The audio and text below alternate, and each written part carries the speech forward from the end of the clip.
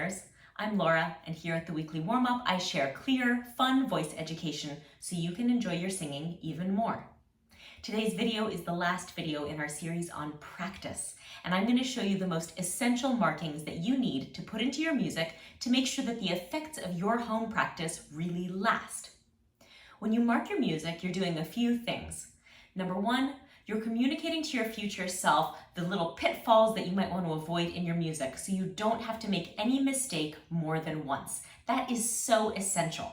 It is really frustrating when you make the same mistake over and over and over again. So this is a way to avoid that by sending a message to your future self with a mark on the page.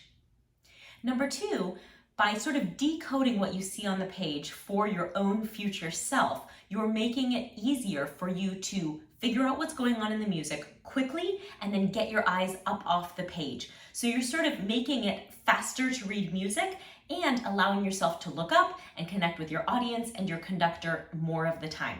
So these are both really essential benefits of marking your music, and I just want to show you a few of the symbols that I find really useful and effective so that I don't have to write out things like take a breath or it's the same note. Now I will say these are my symbols. Some of them are pretty standard, like putting in glasses for looking at the conductor, but some of them are things that I just use my own self. You don't have to use the same things that I use. Remember, the only person you're communicating with in your music markings is your future self. So put in something that you will understand. Okay, let's go in the order of the music learning process that I outlined in last week's video. And if you haven't watched that one, I will just let you know very quickly that I recommend that you start with rhythm, and then you add language, and then pitch. So let me show you the rhythmic markings, the language markings, and the pitch markings that I think you should be putting in to your music. First, rhythm.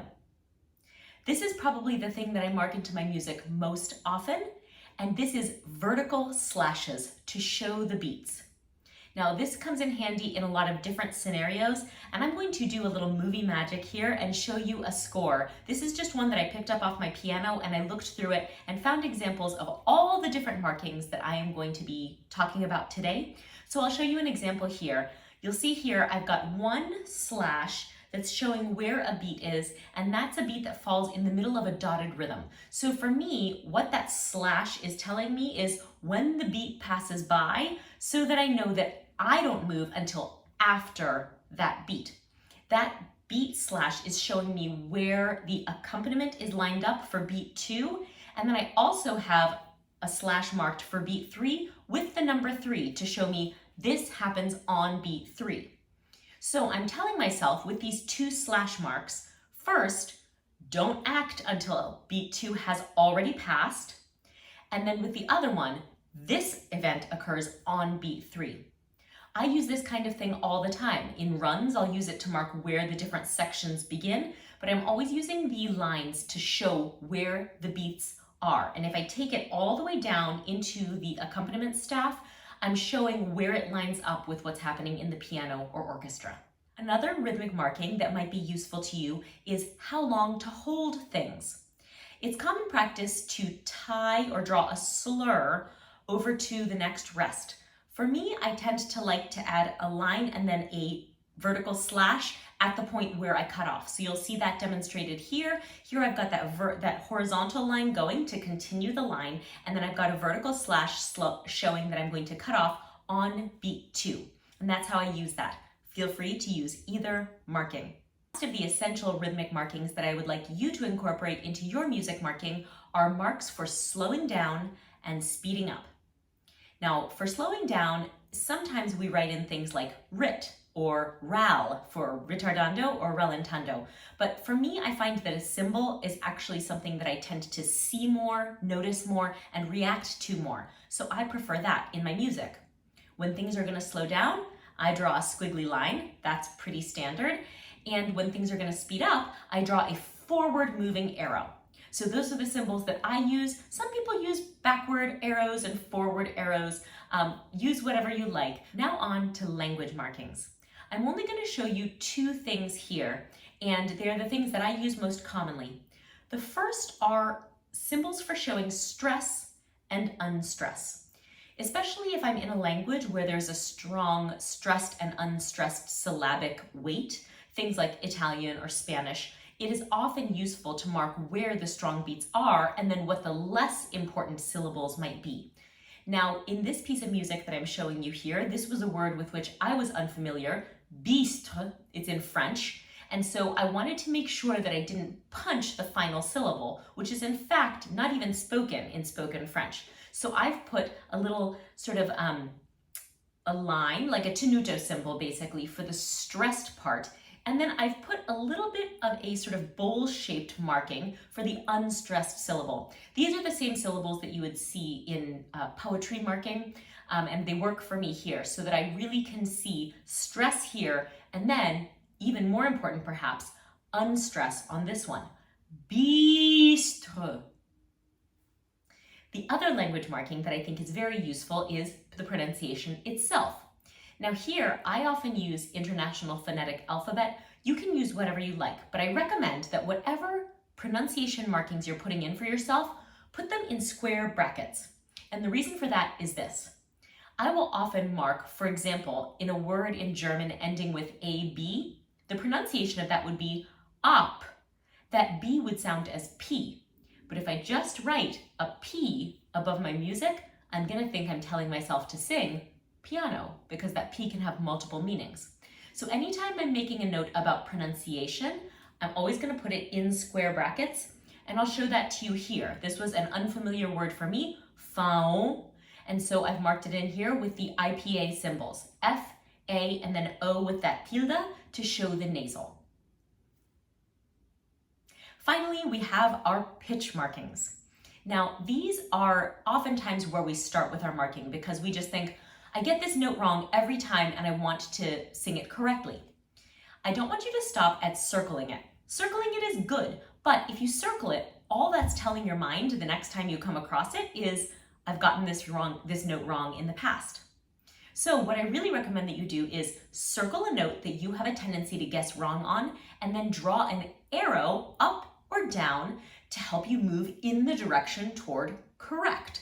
So here in my music, I have a note circled that I've gotten wrong and the arrow to show me how to correct it. If you tend to guess too high on a note, circle it and draw a down arrow. If you tend to guess too low, circle it and draw an arrow up.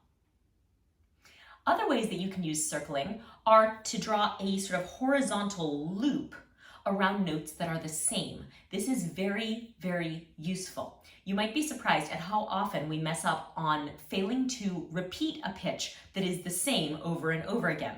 So if you have notes that are the same pitch over and over again, just put a horizontal loop around them.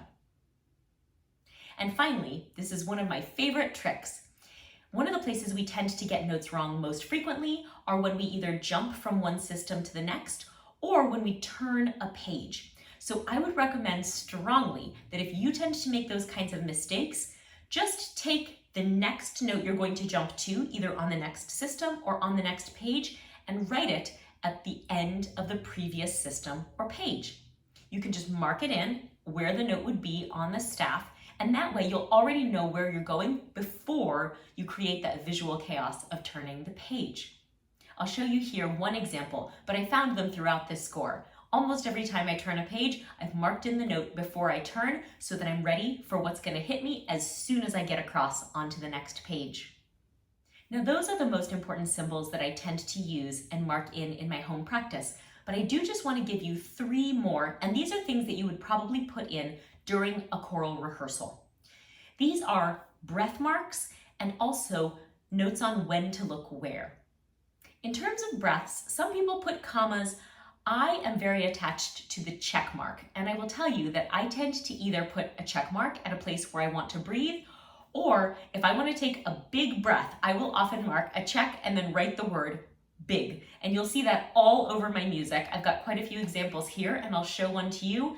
It always looks like chicken scratch, but I know that the check mark with that scrawled big is telling me, tank up, Laura. The other important symbols are when you need to be looking at the conductor and when you need to be looking at your music. So if there's a point where you need to make sure you've got your eyes on the conductor, I recommend you draw a pair of eyeglasses. This is a pretty universal symbol across the choral world. The one that is not so common, though, is one that I often use in my music, which is I will put an eyeball for places where I want to make sure that I actually keep my eyes on the page. I tend to make more mistakes because I'm looking up and connecting with the conductor and missing something tricky that happens in the music. So if there's a section coming up and I want to really tell myself, keep your eyes on the score, I will draw an eyeball. Whereas if I want to connect with the conductor and keep my eyes up, I will draw eyeglasses. So I hope that putting in some of these music markings will help you to avoid repeated mistakes in the future and will help you to really look up and enjoy your singing even more. That's why we're here in the first place.